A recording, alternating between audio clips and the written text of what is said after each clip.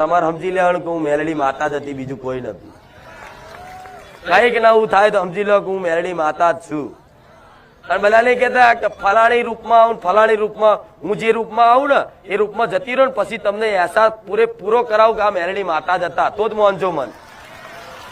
કે બધા રૂપમાં ના આવું, પણ હું જેના રૂપમાં આવું ને એ તમને જયા પછી અહેસાસ પાકો એવો વિશ્વાસ તમારો રુધિર ભરાઈ જાય. ખારું મેરડી માતા, ખુખાર મેરડી સાક્ષાત હતી માં, હું ઓળખી નાખ્યો તન.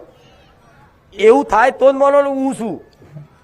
નકર કે હેરતા ચાલતા કે હું ના આવું, 12 મહિને એકવાર કદાચ ઓટો મારવા આવું રૂપમાં, ગમે તે રૂપમાં, મારા દીકરાના રૂપમાં મળું છું ચોય.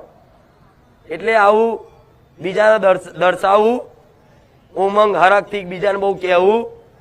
હા, કોઈ એવું કે માતાજી કોઈના શરીરમાં ના આવે તો હા હું મેરડી માતા કહું છું. હા, હું જો મારા પૂરેપૂરા સ્વરૂપમાં આવું ને તો કોઈ મનુષ્યની કોઈ કેપેસિટી નહીં કે એને